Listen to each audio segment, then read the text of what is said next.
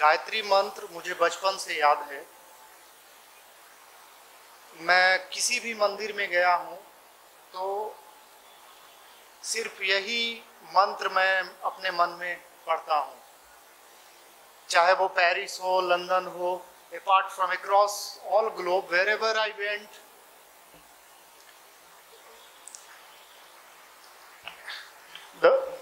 like I used to talk only about this 3 line of sentence which I used in every temple, and I don't know like what others like how to do the practice and all, because I'm in a different practice. Basically ये जो मंत्र है मैं अपना experience share कर रहा हूँ। बचपन से हनुमान मंदिर जाऊं, अभी कुछ दिन पहले काशी विश्वनाथ गया मैं, हर जगह मुझे कोई और मंत्र याद नहीं आता है, सिर्फ यही मंत्र का उच्चारण मैं करता हूं।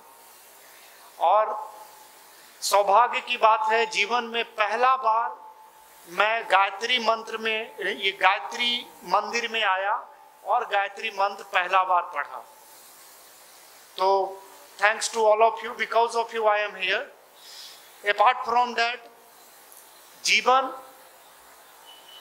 डिसिप्लिन का नाम है। जीवन में self discipline is very important. जैसे लाइफ में सब कुछ कीजिए, लेकिन आपको अपना जीवन का एम पता होना चाहिए कि आपको क्या करना है। अगर आप अनगाइडेड मिसाइल के तरह वर्क करेंगे या एमलेस वर्क करेंगे, you will never achieve anything in your life. आपकी एक छोटी छोटी माइलस्टोन होगी। हम अध्यात्म के तरफ से नहीं, अभी कुछ प्रैक्टिकल जो सिनारियो है, I am talking about that only.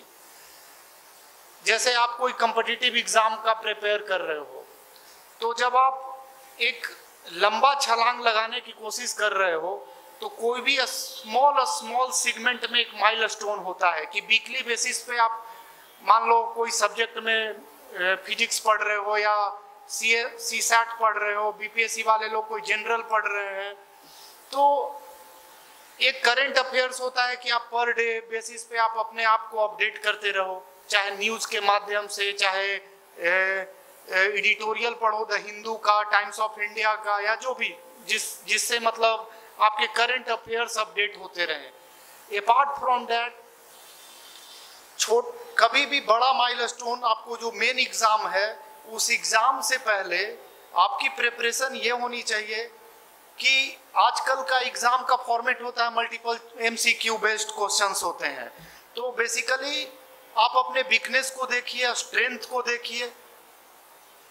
Weekly basis पे 3 दिन आप स्ट्रेंथ पे वर्क करें, 2 दिन आप जो वीकनेस है उस पे वर्क करें, और लास्ट जो 2 डेज है उसमें आप अपने आप को रेस्ट दें। You don't have to study 24/7। You are not a robot. You cannot grasp after like if you concentrate more than 5 hours, 4 hours in a day, after that whatever you try to learn, you will not learn anything. So that 4 hours you need to utilize very efficiently. तो आप ऐसा नहीं कि 24 घंटा है तो 24 घंटा आप पढ़ जाओगे। तो जो टाइम है जिसमें ब्रेन आपकी कैपेबल रहती है चीज़ों को समझने के लिए, उसी समय में आपको सब कुछ करना है। तो आप अपना एक नॉर्मल लाइफ जिए। बहुत सारे लोग हैं कि जिनकी फैमिली परेशानी है, पेरेंट्स का प्रेशर है, सब कुछ है, लेकिन जो वो अर्जुन वाली बात है कि भाई मेरा ये तीर मारना है वहाँ पे, उसको गोल रखें और उस हिसाब से अपने वीकनेस पे वर्क करते हुए उसको अचीव करें। और कभी भी बड़ा टारगेट नहीं रखें, वीकली टारगेट रखें कि इस वीक में हमको ये टॉपिक पे कमांड कर लेना है, and you just need to go with the flow, result will come directly to you. तो ये तरीका है। अपार्ट फ्रॉम दैट, जीवन में आपको ऑब्स्टेकल बहुत आएगा। कुछ लोग चाहेंगे, इवन रिलेटिव से या फिर सोसाइटी, कुछ लोग चाहेंगे कि ये पढ़े ही नहीं, ये बेकार में मेहनत कर रहा है। तो आपको अपने अंदर ताकत होना चाहिए, उसको आप हिंदी में आत्मविश्वास बोलिए, सेल्फ बिलीव बोलिए कि हम ये काम कर लेंगे, किसी भी हालत में हम इस काम को कर लेंगे और इस काम में जितनी भी बाधा आएगी उसको हम हल कर सकते हैं। तो there is, like for example, there is n number of problems. If you work hard, you will have n+1 number of solution. आपके जितने प्रॉब्लम है उसमें +1 ऐड कर दीजिए, उतना सॉल्यूशन इस प्राकृतिक में है। तो सेल्फ बिलीव इंपॉर्टेंट है, क्योंकि पूरा दुनिया आपको बोलेगा कि आप अच्छे नहीं हो, ये आपसे नहीं हो सकता है ये, लेकिन आपको बोलना है कि हम करेंगे और हम कर सकते हैं। And you just have to study hard and you will get result accordingly. अब ये जरूरी नहीं है कि एग्जाम्स के ही बारे में बात कर रहे हैं, आप पर्सनल लाइफ में किसी चीज में आगे पीछे चल रहे हो कि भाई हमको ये अचीव करना है, आप कुछ बिजनेस में लगे हो या कुछ एंट्रेंस एग्जाम में लगे हो, तो ये सब चीजों में एप्लीकेबल है। आपको self believe is like quintessential material for your success. Basically ये सबसे आवश्यक है आपके जीवन में सक्सेस होने के लिए। अपार्ट फ्रॉम दैट, मैं अपना 2 लाइन में परिचय दे देता हूं। मैं जहानाबाद, एक छोटा सा गांव है या डिस्ट्रिक्ट उसको आप बोल लीजिए, डिस्ट्रिक्ट ही है, उसके एक छोटे से गांव में मैं रहा। मेरी मम्मी शिक्षक है, मेरे पापा किसान है। मैं डीएवी जहानाबाद से पढ़ाई किया और मैं पढ़ने में भी अच्छा नहीं रहा, मतलब 10th तक डीएवी में मैं पढ़ा, पढ़ने में अच्छा नहीं रहा, जो भी रीजन हो। लेकिन भगवान का ताकत देखिए, सेल्फ कंट्रोल, सेल्फ डिसिप्लिन देखिए। उसके बाद मुझे अपने आप लगने लगा कि लाइक अगर हम नहीं पढ़ेंगे तो मेरे माँ बाप का जीवन आगे क्या होगा। Like I have a huge responsibility in terms of finance also, in terms of reputation as well. तो इज्जत की भी बात लगी थी और फिर फाइनेंशियल बर्डन भी था। उसके बाद 10th के बाद मैं थोड़ा सा डिसिप्लिन में आया, कंसिस्टेंसी मेंटेन रखा। जो काम को करना है उसको रोज करना है, ये नहीं आज किए और 4 दिन फिर सो गए, वो काम में मैं नहीं रहा। रोज थोड़ा थोड़ा मेहनत किया, जो स्मॉल माइलस्टोन बना के मेहनत किया।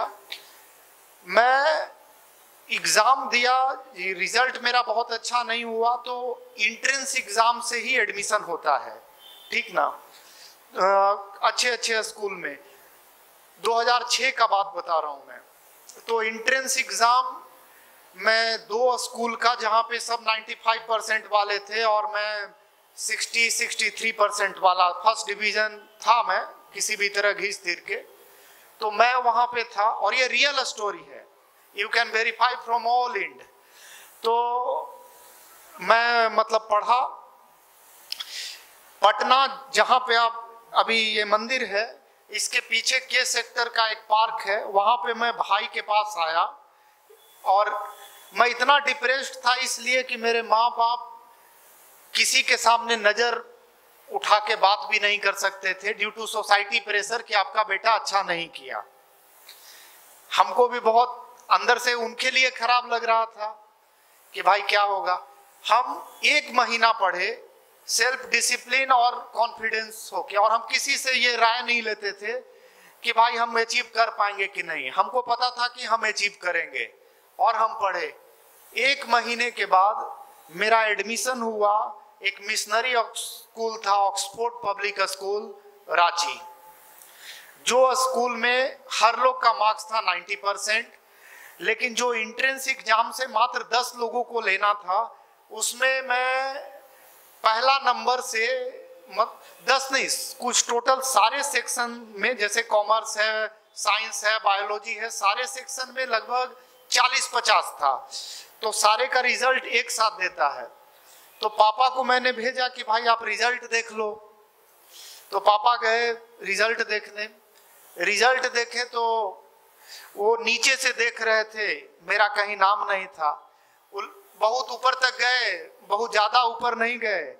वो रिजल्ट लेके घर में हमको, जो आप लोग को भी स्वागत होता होगा घर में रिजल्ट जब अच्छा बेहतरीन करते हैं, तो वही स्वागत मेरा हुआ। बोले कि तुम क्या, मतलब वो लैंग्वेज नहीं यूज करेंगे, बट वो बोले तुम क्या ये घटिया काम करते हो, बोल दिए रिजल्ट देखने तुमको, तुम पढ़े कुछ हो नहीं, तुम्हारा कुछ नाम नहीं है। 4 दिन 5 दिन के बाद वहां से हमको फोन आया कि भाई आप शॉर्टलिस्टेड हैं और आप आए नहीं हैं। हम बोले कि हम तो बेचैन चल रहे हैं एडमिशन लेने के लिए, तो क्योंकि टॉप स्कूल था। तो हम गए पापा को लेके कि भाई हमको फोन आया है। भर रास्ता पापा हमको मतलब डांटते ले गए कि फिर ले जा रहे हो हमको। हम वहां पहुंचे तो पापा, हम ऊपर से देखे मतलब नॉर्मल लिस्ट में, तो मेरा 2nd रैंक था। तो पापा को विश्वास ही नहीं हो, वो बोले कि ये रैंक संभव ही नहीं है, हो सकता है कोई और रितेश का होगा। हम बोले भाई अब गांव भी चेक करवा लीजिए। फिर उन्होंने चेक करवाया, ये रियल कहानी है। Suraj Sharma faculty of head था साइंस का, उसके पास मेरे पापा गए। तो वो हमसे पूछा कि बेटा तुम, काइनेमेटिक्स करके एक सब्जेक्ट था, मतलब +2 में आता है, लेकिन वो पहले ही पूछे कि बेटा इसमें तुम कुछ भी हमको बता दो। हम बोले कि सर देखिए इसका अध्ययन नहीं किए हैं, लेकिन ये टॉपिक पे मेरा कमांड है, आप किसी को भी बुला के पूछ लो, हम उसमें 100 आउट ऑफ 100 ही करेंगे, एक भी कम नहीं कर सकते हैं। उनका कॉन्फिडेंस हिल गया। फिर वो मेरा रिजल्ट निकलवाए, तो मेरा नाम अता पता वो तो सब लिखते हैं, उसमें निकला कि मेरा ही है गाँव वाँव। तो पापा फिर खुश हुए, कर्ज पैसा जो भी लेके पढ़ाना होता है वो अपना सिस्टम में आ गए। उसके बाद से सिर्फ हम कंसिस्टेंसी जीवन में मेंटेन किए, और जितना भी गलत तरह के तत्व थे, चाहे संगत हो, लड़की हो, दारू हो या लंद फंद हो, मैं ऐसा नहीं किसी को गलत बोल रहा हूं, लेकिन मैं अपने आप को उससे डिस्टेंस मेंटेन किया और मैं एक डिसिप्लिन लाइफ को जिया। ऐसा नहीं कि एंजॉय नहीं किया, लाइफ में जो लोग करते हैं वो मैं भी किया, बट मैं अपना डिसिप्लिन में रहा। और वहां के बाद मैं 5th ईयर्स इंटीग्रेटेड प्रोग्राम में IISc बैंगलोर और BMSc का गोल्ड मेडलिस्ट हूँ कंप्यूटर विजन से, भारत सरकार से। After that, I have started working for Royal Bank of Scotland through Tata Research Development Center, that is known as TRDC, is one of the biggest development center in India, and they are doing a lot of, they are like making a lot of automated weapons with the help of DRDO as well. तो वहाँ से मेरी career start हुई। मैं 2 साल 3 साल job करने लगा, मन नहीं लगता था जॉब में, कि ये सेटिस्फैक्शन नहीं था मुझे। फिर मैं एग्ज़ाम लिख दिया, ग्लोबल मैनेजमेंट एप्टीट्यूड टेस्ट, और उसमें 800 का होता है एप्टीट्यूड लेवल पे। मैथ्स और रीजनिंग में फुल आउट ऑफ फुल किया। इंग्लिश कमज़ोर था, क्योंकि आपको पता है कि जहानाबाद से मैं बिलोंग करता हूँ, एक गांव से निकला था, उस लेवल की इंग्लिश नहीं थी मेरी। अभी तो मैं 5 लैंग्वेज बोल सकता हूँ, फ्रेंच, हिब्रू, इंग्लिश और अपना हिंदी, जो भी ठेठ समझते हैं आप। तो वहाँ पे एक साइंटिस्ट हमको बड़े ग्रुप के रेक्स हैरिसन ने इनवाइट किया कि आप कुछ अच्छा करो। ग्लोबल मैनेजमेंट एप्टीट्यूड क्रैक किया, और फ्रेंच यूनिवर्सिटी का इकोल पॉलिटेक्निक जैसे संस्था से पढ़ के मेरा पहला प्रोजेक्ट दसॉल्ट सिस्टम के साथ था, जिसने राफेल यूनिट को इस्टेब्लिश किया। मैं राफेल यूनिट का ऑटोमेशन कंट्रोल इंजीनियर रहा इनिशियल स्टेज में। After that I started working as a nuclear scientist for Rafael. ये मेरा है। मैं इसलिए ये स्टोरी बताया कि आप मेरा बैकग्राउंड समझ लीजिए कि मैं किस लेवल पे था और कहां से कहां गया। हमको टैलेंट पासपोर्ट से भारत सरकार नहीं, फ्रेंच गवर्नमेंट ऑथराइज किया, सम्मानित किया आपके लैंग्वेज में। तो जब मैं पेरिस या लंदन जाके सम्मान पा सकता हूं, तो आप यहाँ तो जो भी कर रहे हैं अगर डिसिप्लिन वे में करेंगे आप डेफिनेटली सक्सेस करेंगे। ये स्टोरी जीता जागता एग्जाम्पल है। ये जो भी बोले हैं you can do background check from everywhere. Prince ji का भी घर जहानाबाद से सटा हुआ ही है। एंड मैंने अपने जैसे बच्चा जब जन्म लेता है तो उसके दो लोग ही होते हैं। जैसे आजकल आप लोग देखते हैं कि कोई बच्चा माँ बाप को ही मारता है, माँ बाप को ही पीटता है। ठीक है, उनका कोई प्रॉब्लम है जिसके कारण से आपकी रिक्वायरमेंट को वो फुलफिल नहीं कर पाते हैं। लेकिन आज देखिए 90% family they are collapsing. The root, the fundamental, like as Swami Vivekananda said, the real gist of the story in United States, he told you cannot break India because India is living with not with the nuclear family, they are living with the union of family. Like we have a society, we have a union, you know, like हम लोग के चाचा भी हैं, भतीजा भी है, दादा भी हैं, दादी भी हैं। But right now in 2024 I am seeing India is collapsing day by day.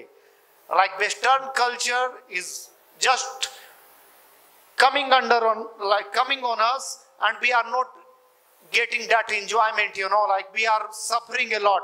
पहले कोई प्रॉब्लम हो आपके पूरा परिवार साथ में थे। आज आप देखिए पापा ही एक आपके साथ निकल पाएंगे। और यूनिटी जो हम लोगों की थी, स्ट्रेंथ थी, वो खत्म हो गया। अब बात करते हैं मुगल इन्वेडर्स का। हम लोग कितने मतलब एग्जैक्ट नंबर्स नहीं है, बट 100 साल या 200 साल ब्रिटिश के गुलाम रहे, 800 साल इन्वेडर्स मुगल का गुलाम रहे हम लोग। But still we say we have a unity and we protect our culture. At the end you can see the one civilization have seen destruction of Ram Mandir, and the next civilization all of us have seen Ram Mandir foundation. So we are like very privileged to see the Ram Mandir inaugurations. तो मेरा ये बोलना है कि परिवार की जो unity है आप उसको बनाएं। उसमें अगर आपका भाई है, कोई भतीजा है या कोई पेरेंट्स है, आप उससे ये नहीं बोल रहे हैं कि आप लॉस में जाइए, लेकिन आप उस रिलेशन को भी प्रोटेक्ट कीजिए। And that relation will help you to get something in future. और अगर रिलेशन नहीं है, बहुत आदमी फॉरेन का लाइफ बहुत दूर से ढोल सुहावन लगता है। लाइक कोई भी आदमी लंदन का देखेगा, पेरिस का देखेगा, they see oh my god Eiffel tower, this life, that life you are enjoying and all. But the thing is you will feel loneliness. आपके पास कोई आदमी नहीं होगा। 50-60 साल के बाद जो लोग बूढ़े पड़ जाते हैं उनके साथ एक आदमी तक नहीं होता है। उनको खाना भी खुद बनाना है, अपना इलाज भी खुद करना है। अगर कोई का डेथ हो जाए तो वो एक महीना मतलब बॉडी रूम में रह जाता है, कोई देख नहीं पाता है। आज देखिए यूनिटी ऑफ फैमिली है कि कहीं भी कुछ दिक्कत हुआ 5 आदमी पहुंच गए। तो इसको बरकरार रखना है, आपको अपने करियर में अचीव करना है। और अध्यात्म, मेडिटेशन, ये सब आपको जो ऑब्स्टेकल है उससे लड़ने में सहायता देगी। लेकिन लड़ना आप ही को है, लड़ेंगे आप ही। But these are the helping body and supporting body which will guide you for the right direction, and you just have to follow it. तो मेरा यही एक्सपीरियंस था जो कि मैं शेयर करना चाहता हूँ। और जो लोग भी किसी काम में लगे हों, I am just blessed, like I cannot bless them, but I am telling, I am blessing and I am praying for all of you. Whatever you are doing in the right mind, in the right direction, God will help you to get that things in your life.